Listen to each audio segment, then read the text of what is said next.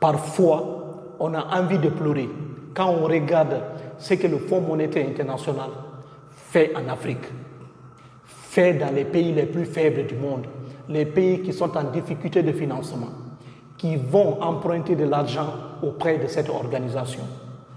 Dans cette vidéo, que je vais détailler de façon claire et nette, en s'inspirant du discours de cet expert sénégalais, on va analyser de façon millimétrée pour que vous puissiez comprendre la face sombre de cette organisation. Parce que cet expert sénégalais a fait une sortie remarquable. On va s'inspirer de son discours et analyser ensemble. Restez concentrés, c'est parti. Les perspectives de restructuration avec les FMI ne sont généralement jamais heureuses parce que le FMI est juge et partie. Et ici, on a un ensemble de travaux qui ont été publiés ici sous IDEAS dans le contexte de cette conférence. Donc, Dr Fawasial, Ahilan, Girve Chelwa, Ali Zafar, Martin Abes, ils ont tous montré que le FMI est juge et partie. C'est un créancier, mais aussi c'est lui qui sert d'arbitre pour les restructurations. Et ce que ces travaux montrent, c'est que généralement, les restructurations avec le FMI n'ont rien donné. Donc nous, on est dans une situation très difficile. On a une dette extérieure qui est insoutenable et on sait que les restructurations avec le FMI n'ont généralement rien donné. C'est la première partie. Ce monsieur, il dit clairement, c'est le FMI qui décide. C'est lui qui donne. Le FMI est à la fois créancier et juge. Créancier, c'est lui qui donne de l'argent aux pays qui sont en difficulté de financement. Et c'est lui aussi qui est juge. C'est lui qui décide à qui lui donner l'argent.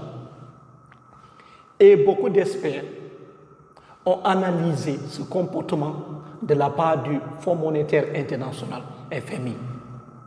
Ils ont compris que la restructuration avec le Fonds monétaire international, ça n'a rien donné. C'est quoi la restructuration? Un exemple, vous empruntez 10 000 $ auprès d'un ami, auprès d'une entreprise, auprès d'une banque. Vous dites à votre ami que vous êtes capable de rembourser en 1 an. Après 1 an, vous revenez voir votre ami. Vous lui dites, je ne suis pas prêt encore à rembourser votre argent. Je ne suis pas encore prêt. Aidez-moi à repousser la date de paiement. Comme c'était 1 an, vous lui dites, ok, je vais payer la totalité de cette somme en 2 ans encore. Ajoutez 6 mois ou bien 1 an encore. Oui. Ou bien payer de façon échelonnée en 2 mois, en 3 mois. Chaque mois, vous payez de façon mensuelle. Le fait de reporter la date de paiement, le fait de payer de façon échelonnée, c'est ça la restructuration. Mais pour ça, votre ami va changer maintenant ses conditions.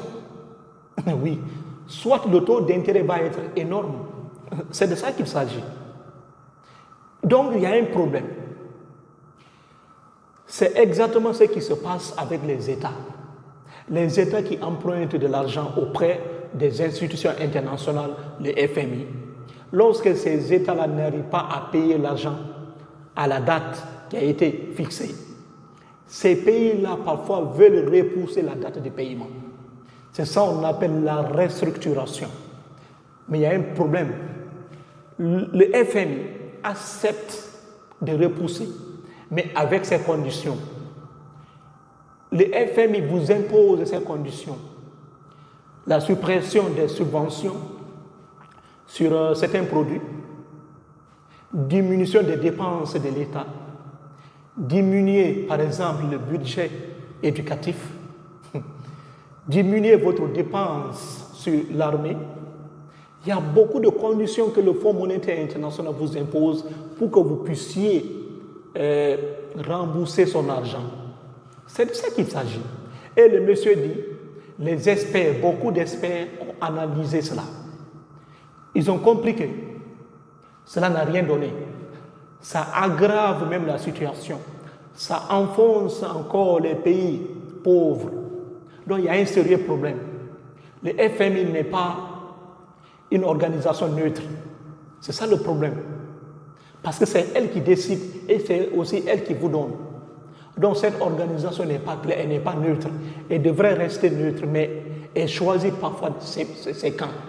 Donc il y a un sérieux problème. C'est de ça qu'il s'agit dans cette partie. Donc il critique le fait que cette organisation, elle est à la fois juge et créancier. Et vous pose ces conditions qui fatiguent les pays pauvres. Voilà la première partie de cette sortie de ce monsieur. Cette partie est essentielle pour comprendre la suite. Continuons. Et donc hier, on a parlé de l'analyse de la viabilité de la dette du FMI et de la Banque mondiale. Donc Christian Lascaris nous a dit que c'est plus un art qu'une science. Jacob Assa également nous a dit que l'analyse de la viabilité de la dette du FMI repose sur une analyse microéconomique qui est macroéconomiquement incohérente parce qu'elle ignore que le déficit public égale le surplus du secteur non gouvernemental. Et elle ignore également la question de la souveraineté monétaire, c'est-à-dire la dette en monnaie nationale versus la dette en monnaie étrangère. C'est des dynamiques qui sont différentes.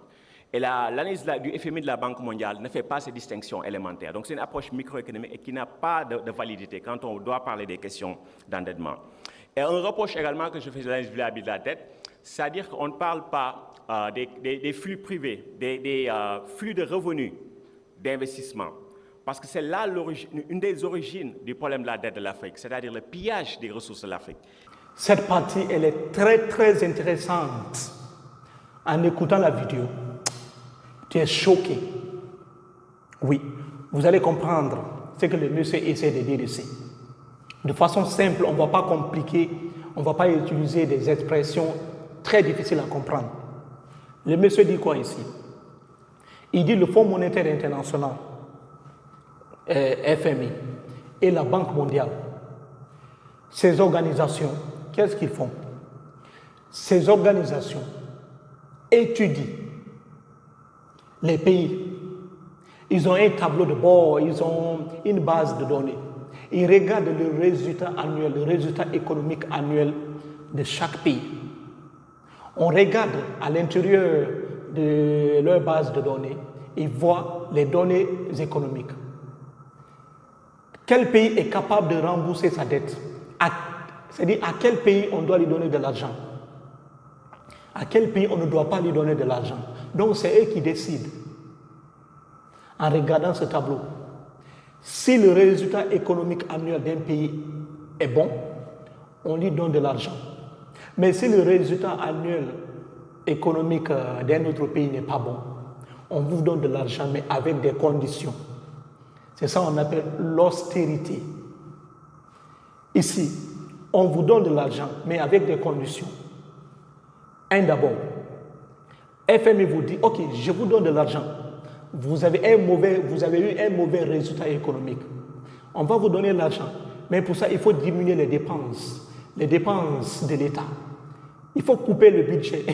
Il faut diminuer votre dépenses dans l'armée, dans le système éducatif, dans la santé, dans les infrastructures, etc. Il faut diminuer beaucoup de choses. Il faut augmenter les taxes sur les produits.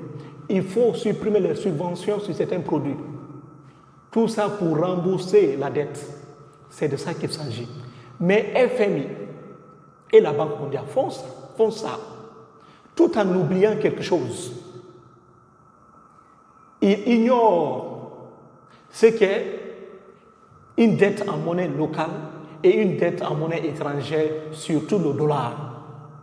Mais aussi, le Fonds monétaire international oublie aussi de voir la réalité. Les multinationales qui envoient des milliards de dollars dans leur pays d'origine, le flux privé, l'argent qui rentre dans la caisse des multinationales à l'étranger. Le Fonds monétaire international ne voit pas tout ça.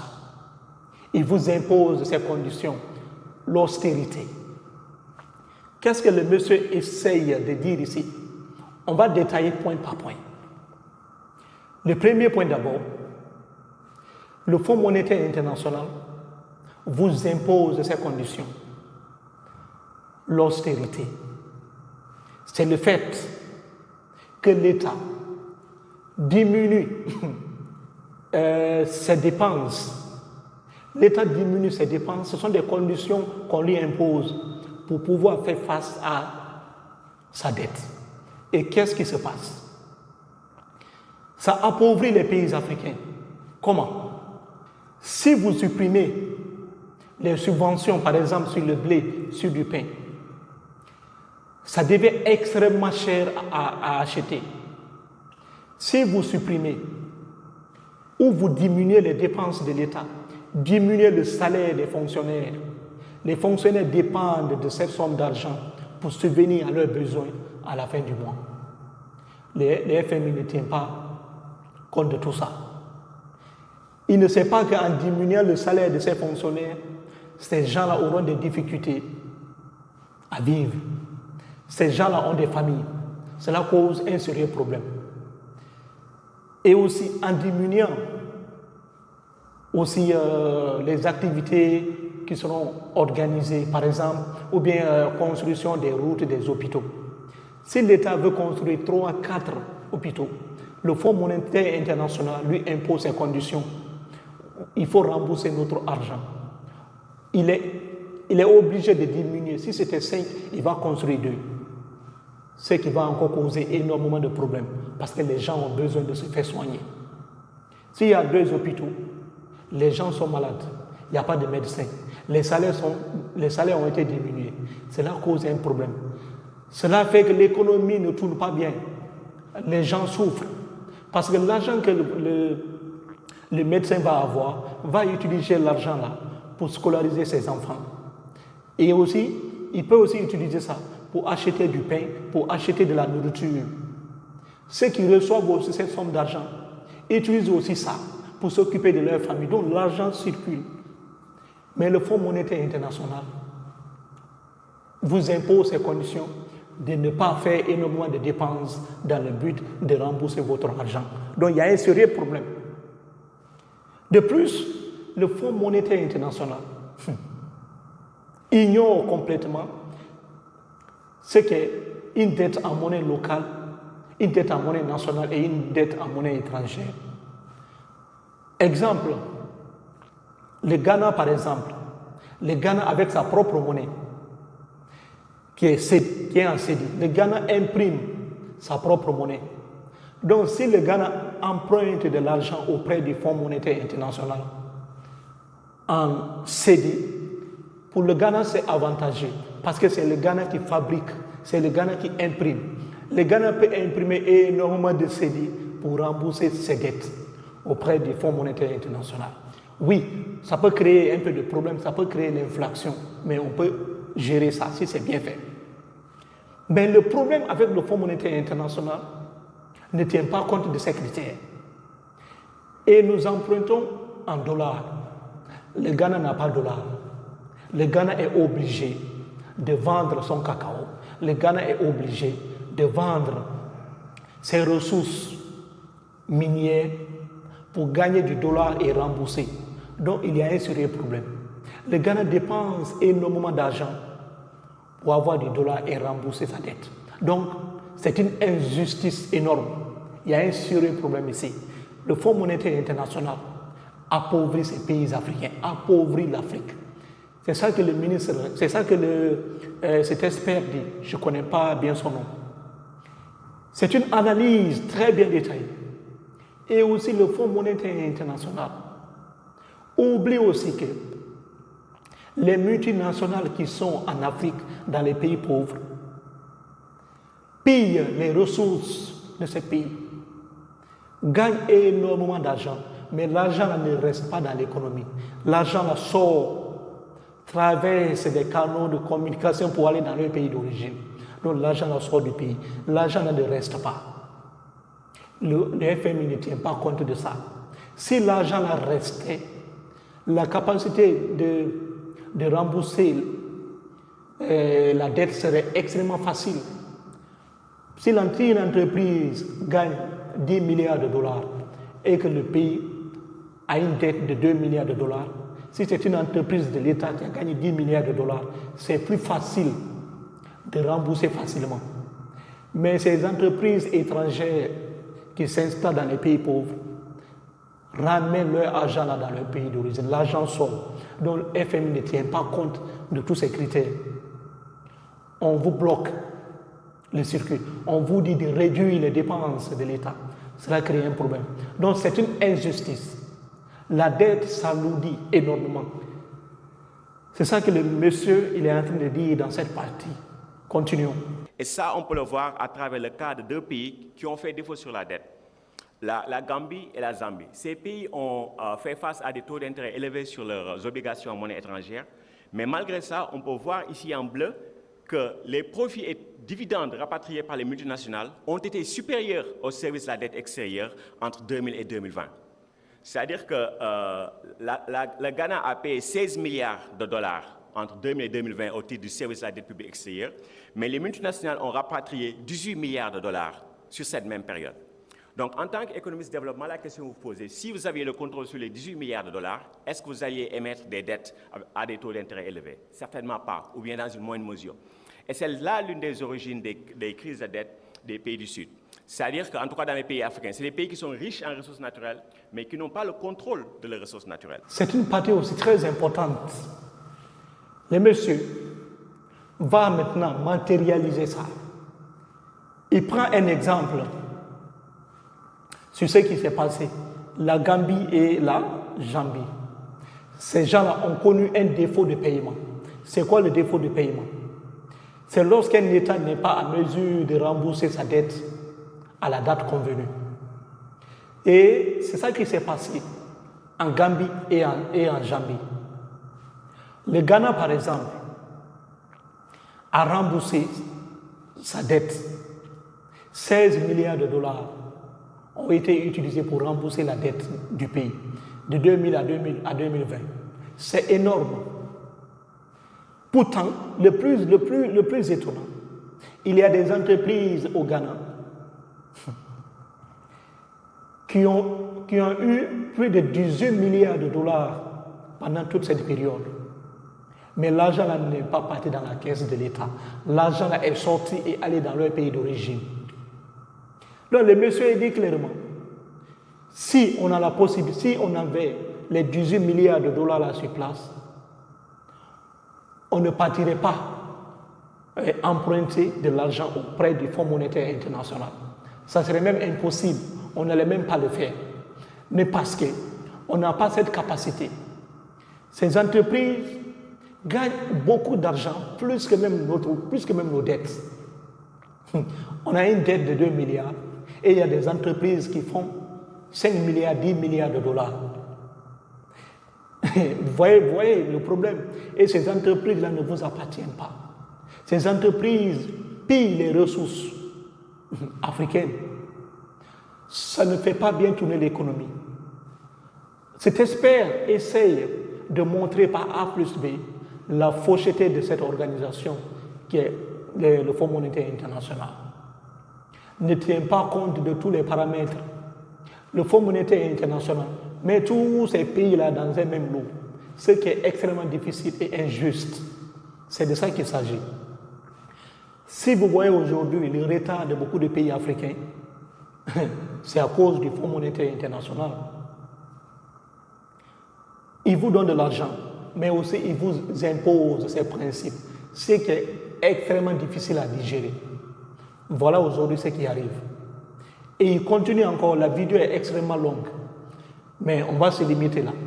Si la vidéo là vous a plu, laissez-moi dans les commentaires pour que je puisse continuer. Je pourrais faire peut-être 10 vidéos sur ça, parce que cette vidéo elle est vraiment intéressante.